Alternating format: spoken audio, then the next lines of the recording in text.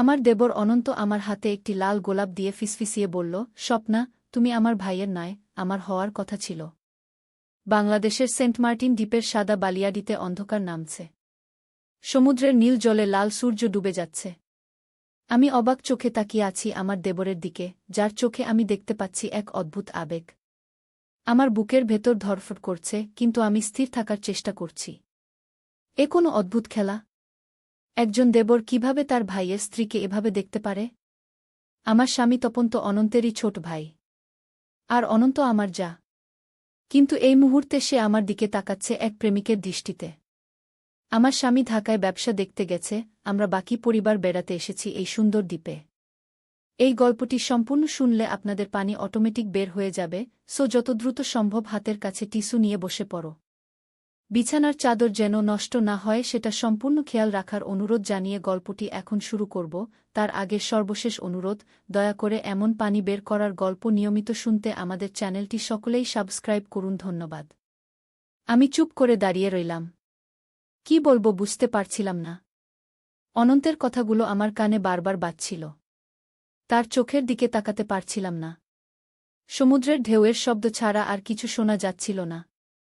হঠাৎ করে অনন্ত আমার হাত ধরে টানল, চলো, তোমাকে কিছু দেখাতে হবে গু। আমি হাত ছাড়িয়ে নিলাম। কি হয়েছে তোমার? এসব কি বলছ? তপন শুনলে কি ভাববে? অনন্ত আমার চোখের দিকে সোজা তাকিয়ে বলল, তপনকে আমি বলেছি। সে জানে আমাদের অতীতের কথা। তুমি কিছুই মনে করতে পারছ না? আমি বিস্মিত হয়ে তার দিকে তাকালাম। আমাদের অতীত? তুমি কি বলছ? আমরা তো প্রথমবার দেখা করেছি তপনের সাথে আমার বিয়ের দিন। অনন্ত ভারী গলায় বলল, না স্বপ্না। আমরা আগেও দেখা করেছি। তুমি আমায় চিনতে। আমরা একসাথে ছিলাম। সেই দুর্ঘটনার আগে আমার হৃদস্পন্দন বেড়ে গেল। কি দুর্ঘটনা? তুমি কি নিয়ে কথা বলছ? আমার কপালে ঘাম জমতে শুরু করল। তোমার স্মৃতি হারিয়ে গেছে। তুমি ভুলে গেছ আমাদের সম্পর্ক, আমাদের প্ল্যান, সবকিছু। অনন্ত নিচু গলায় বলল। স্মৃতি? অনন্তদা, এসব কি বলছ তুমি? আমি তো কোনো দুর্ঘটনায় পড়িনি, আমি উত্তেজিত হয়ে বললাম। 6 বছর আগে সিলেটের জাফলংয়ে আমরা ঘুরতে গিয়েছিলাম। একটা পাথরের উপর থেকে তুমি পড়ে গিয়েছিলে। অনন্তের চোখে জল এসে গেল। তারপর তোমাকে যখন হাসপাতাল থেকে ছাড়া হলো, তুমি আমাকে চিনতে পারলে না। তোমার বাবা মা বললেন তোমাকে কিছু মনে করাতে না। তোমার স্মৃতি আস্তে আস্তে ফিরে আসবে। কিন্তু ততদিনে আমার মাথা ঘুরছিল। ততদিনে কি? ততদিনে তোমার বিয়ে ঠিক হয়ে গিয়েছিল তপনের সাথে। আমি কিছু বলতে পারিনি। তপন আমার ভাই। কিভাবে বলি যে তার হতে যাওয়া বউ আসলে আমার প্রেমিকা ছিল? অনন্ত অসহায়ভাবে বলল। আমি 2 হাতে মাথা চেপে ধরলাম। সত্যি কি আমার কোনো স্মৃতি হারিয়ে গেছে? আমি কি সত্যিই অনন্তকে চিনতাম?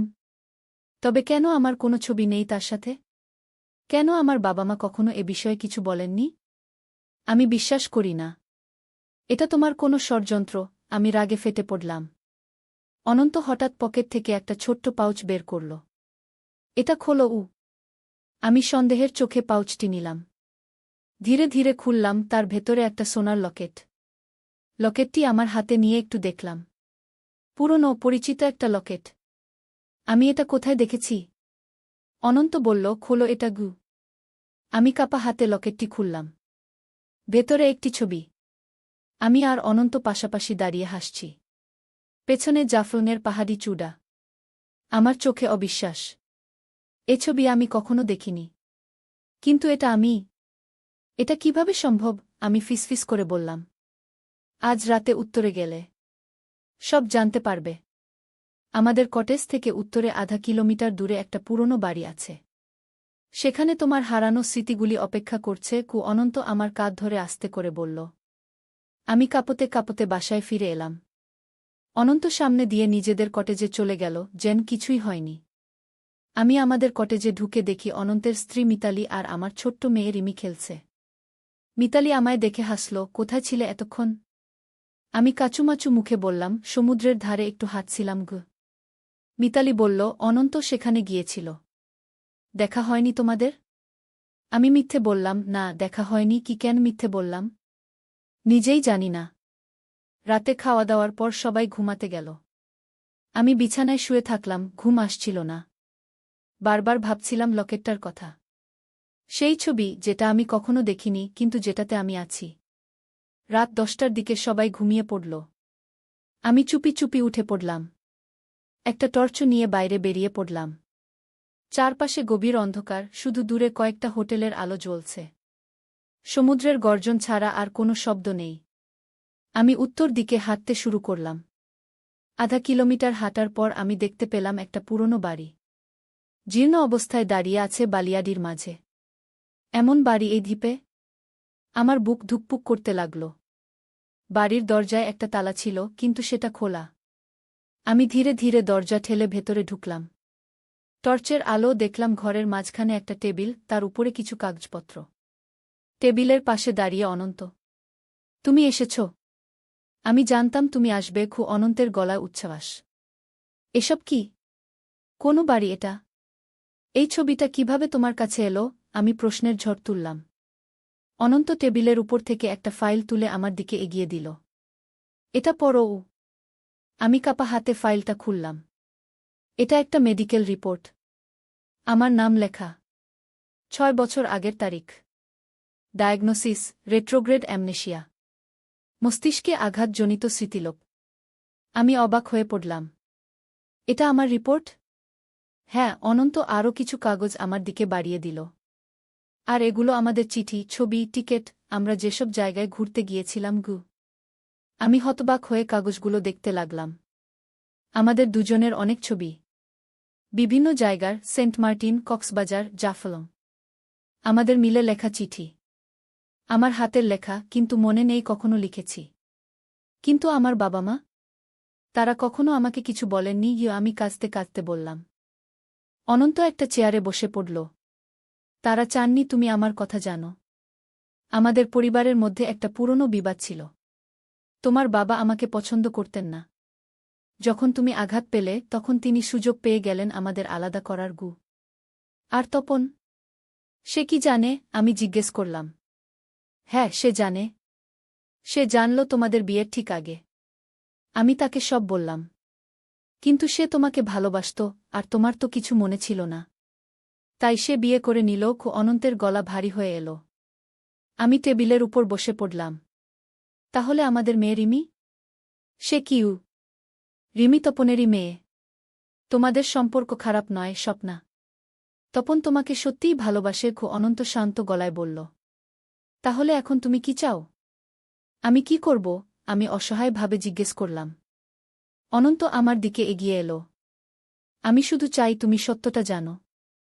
আমি আর তোমাকে আমার করে নিতে চাই না। অনেক দেরি হয়ে গেছে। তোমার একটা পরিবার আছে, মেয়ে আছে। আমি শুধু চেয়েছিলাম তুমি জানো আমরা কি ছিলাম। আমি বিবশ হয়ে বসে রইলাম। আমার জীবনের 6 বছর হারিয়ে গেছে। একটা সম্পর্ক যা আমি মনেই করতে পারছি না। কি করব আমি? তপনকে সব বলবো? রিমির কি হবে? মিতালি, যে নিজেকে আমার সখী ভাবে? হঠাৎ বাইরে থেকে একটা শব্দ এলো। কে ওখানে? অনন্ত চমকে উঠল। আমরা দুজনেই দরজার দিকে তাকালাম। আমার বুক ধড়ফড় করে উঠল। সেখানে দাঁড়িয়ে তপন, আমার স্বামী। তার চোখে রাগ নয়, বিষাদ। তপন, তুমি এখানে? আমি অবাক হয়ে বললাম। আমি জানতাম অনন্ত তোমাকে সব বলবে। তাই আমি ফিরে এসেছি ঢাকা থেকে। তপন ধীরে ধীরে ঘরে ঢুকল। অনন্ত আস্তে করে বলল, তপন, আমি শুধু চেয়েছিলাম স্বপ্না সত্যটা জানুক। তপন দীর্ঘশ্বাস ফেলল। আমিও তাই চাই। কিন্তু আমাদের মতো করে নয়। এভাবে নয়। স্বপ্না, আমরা সবাই তোমার সাথে প্রতারণা করেছি। কিন্তু আমরা করেছি তোমার ভালোর জন্য। আমি বিভ্রান্ত হয়ে দুজনের দিকে তাকালাম। তোমার ভালোর জন্য কি বলছো তুমি? তপন অনন্তের দিকে তাকাল। তুমি তাকে পুরো সত্যটা বলনি, তাই না? অনন্ত মাথা নিচু করল। আমি পারিনি। তপন আমার দিকে ফিরল। স্বপ্না, তুমি ঠিকই বলেছ। তোমার কোনো দুর্ঘটনা হয়নি। তোমার কোনো স্মৃতিলোপ হয়নি। আর তুমি কখনো অনন্তের প্রেমিকা ছিলে না। আমি বিস্মিত হয়ে উঠলাম। তবে এসব ছবি, রিপোর্ট, চিঠি, সবই জাল। অনন্ত তোমাকে ভালোবাসে আমাদের বিয়ের আগে থেকেই। কিন্তু তুমি কখনো তাকে পাত্তা দাওনি। আমাদের বিয়ের পর থেকে সে তোমাকে পাওয়ার জন্য এসব করছে। আমি ফলো করেছি ওকে। সব জানি কি তপন শান্ত গলায় বলল। আমি অনন্তের দিকে ফিরলাম। এটা সত্যি? অনন্ত হুট করে আমার হাত চেপে ধরল। না, এটা মিথ্যা। তপন মিথ্যা বলছে। সে শুধু তোমাকে রাখতে চায়। তপন ধীরে ধীরে এগিয়ে এলো। স্বপ্না, এই লকেটের ছবি। এটা ফটোশপ করা। এই চিঠিগুলো অনন্ত বিভিন্ন জায়গা থেকে তোমার হাতের লেখার নমুনা সংগ্রহ করে লিখেছে। আর এই মেডিকেল রিপোর্ট একজন অসৎ ডাক্তারকে টাকা দিয়ে করিয়েছে গি। আমি সংশয়ে দুজনের দিকে তাকালাম। আমি কাকে বিশ্বাস করব? হঠাৎ অনন্ত টেবিলের উপর থেকে একটা ছোট্ট পিস্তল তুলে নিল। তপন, তুমি আমার ভাই। কিন্তু স্বপ্না আমার। সে আমারই হবে গু। তপন শান্ত গলায় বলল, অনন্ত, তুমি পাগল হয়ে গেছ। তোমার চিকিৎসা দরকার। অনন্ত পিস্তল তপনের দিকে তাক করল। স্বপ্না, আমরা এখান থেকে পালিয়ে যাব। নতুন জীবন শুরু করব গু। আমি ভয়ে কাঠ হয়ে গেলাম। অনন্ত, পিস্তল নামাও।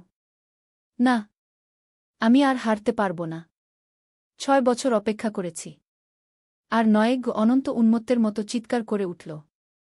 তপন ধীরে ধীরে অনন্তের দিকে এগোতে লাগল। ভাই শোনো, আমরা কথা বলি গু।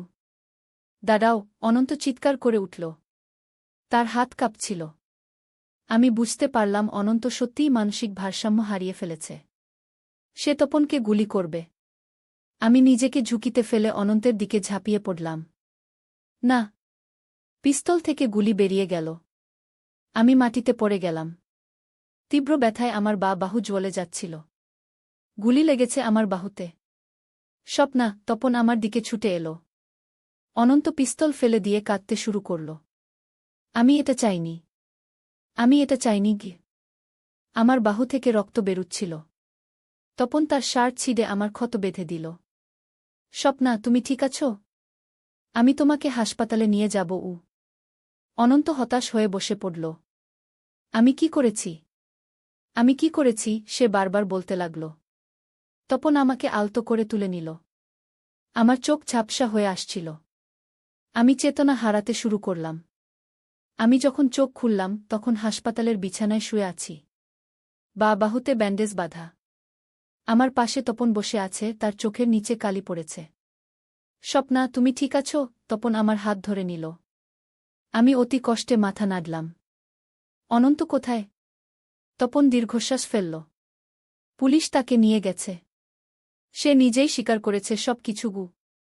আমার চোখে জল এসে গেল। কেন সে এমন করল? সে তোমাকে প্রথম দেখাতেই ভালোবেসে ফেলেছিল। কিন্তু তুমি তাকে পাত্তা দাওনি। আমাদের বিয়ের পর থেকে সে পাগলের মতো তোমাকে পাওয়ার জন্য এসব করেছে কি? তপন ব্যথিত গলায় বলল। আর রিমি? সে কোথায়? আমি উদ্বিগ্ন হয়ে জিজ্ঞেস করলাম। সে ঠিক আছে। মিতালি তাকে নিয়ে ঢাকায় ফিরে গেছে। আমি তাকে বলেছি তুমি দুর্ঘটনায় পড়েছ। তপন আমার কপালে হাত রাখল। আমি তপনের চোখের দিকে তাকালাম। আমাদের এখন কি হবে তপন? তপন আমার হাত চেপে ধরল। আমরা নতুন করে শুরু করব। সবকিছু ভুলে যাব। তুমি কি আমাকে ক্ষমা করতে পারবে? আমি কাঁদতে কাঁদতে জিজ্ঞেস করলাম। তোমাকে ক্ষমা করার কিছু নেই স্বপ্না। তুমি কোনো ভুল করনি কি? তপন আমার চোখের জল মুছে দিল। আমি অনন্তকে কখনো সন্দেহ করিনি গিয়ে। আমি ফিসফিস করে বললাম। তপন দীর্ঘশ্বাস ফেলল। এটা তোমার দোষ নয়। অনন্ত মানসিক রোগী, আমরা বুঝতে পারিনি গিয়ে। 1 মাস পর সুন্দরবনের ঘন মনোগ্রোভ বনের মাঝে একটি ছোট্ট কটেজ। চারপাশে ঘন জঙ্গল, দূরে নদীর কলকল শব্দ। আমি, তপন আর রিমি নতুন জীবন শুরু করেছি এখানে, সবকিছু ফেলে, সব স্মৃতি মুছে। তপন সরকারি বনবিভাগে চাকরি নিয়েছে, আমি গ্রামের স্কুলে শিক্ষিকার কাজ করছি। রিমি এখানকার প্রকৃতি, পাখি, হরিণ দেখে মুগ্ধ। আমরা 3 জন ভোরবেলা উঠে বাড়ির সামনের বারান্দায় বসি, প্রকৃতির অপার সৌন্দর্য দেখি। অনন্তের কোনো খবর নেই। শুনেছি সে হাজতে আত্মহত্যা করেছে। মিতালি তার মা-বাবার কাছে ফিরে গেছে। আমি কখনো কখনো ভাবি অনন্ত আমাকে কতটা ভালোবাসত যে এমন পাগলামি করতে পারল। কিন্তু তারপরই মনে হয় এটা ভালোবাসা নয়, এক ধরনের মানসিক রোগ, অবসেশন। সেদিন বিকেলে আমি ঘরের জিনিসপত্র গুছাচ্ছিলাম। একটা পুরনো বাক্স খুলতেই একটা লাল গোলাপ বের হয়ে এলো, শুকনো। সেই ভয়ঙ্কর রাতের স্মৃতি। আমি গোলাপটা তুলে নিলাম। এটাই সেই গোলাপ যা অনন্ত আমাকে দিয়েছিল সেন্ট মার্টিনের বালিয়াডিতে। হঠাৎ আমার হাতে কিছু একটা খুব হালকা ফুটো করল। আমি ভালো করে দেখলাম, গোলাপের ভেতরে একটা কাগজ। আমি সন্দিগ্ধ হয়ে কাগজটা খুললাম। একটি চিঠি। অনন্তের হাতের লেখা। প্রিয় স্বপ্না, যখন তুমি এটা পড়বে তখন আমি আর থাকব না। আমি জানি আমি তোমার সাথে ভয়ঙ্কর আচরণ করেছি। তুমি কখনো আমার ছিলে না, হবে না। আমি এটা মেনে নিতে পারিনি। আমার উচিত ছিল তোমাকে হারিয়েও খুশি থাকা, কিন্তু আমি করতে পারিনি। আমি সত্যিই তোমাকে ভালোবাসতাম, কিন্তু সেই ভালোবাসা আমাকে পাগল করে দিয়েছিল। তপনকে বলো আমি তার ভাই হয়েও তার সাথে বিশ্বাসঘাতকতা করেছি। আমি ক্ষমা চাইছি না, কারণ আমার অপরাধ অক্ষমনীয়। বিদায়, অনন্তউ। আমি চিঠিটা হাতে নিয়ে বসে রইলাম। আমার চোখে জল এসে গেল। এক মানুষ কিভাবে এত পাগল হয়ে যেতে পারে? আমি চিঠিটা আগুনে পুড়িয়ে দিলাম। ধীরে ধীরে কাগজটা পুড়ে ছাই হয়ে গেল। ঠিক যেমন আমি অনন্তের স্মৃতিকে পুড়িয়ে দিতে চাই। জানালা দিয়ে দেখলাম তপন আর রিমি বাড়ির সামনে খেলছে। আমার নতুন জীবন, আমার পরিবার। আমি জানি আমাদের সামনে আরও অনেক সুন্দর দিন অপেক্ষা করছে। আমরা ভয়, সন্দেহ, অতীতের ছায়াকে পেছনে ফেলে এগিয়ে যাব। আমি আর একবার জানালা দিয়ে বাইরে তাকালাম। সূর্য ডুবে যাচ্ছে সুন্দরবনের ঘন বনের আড়ালে। নতুন সকালের প্রতীক্ষায় আরেকটি দিন শেষ হতে চলেছে। জীবনও তো এমনই, শেষ হয় শুরু করার জন্য, আবার শুরু হয় একদিন শেষ হবার জন্য।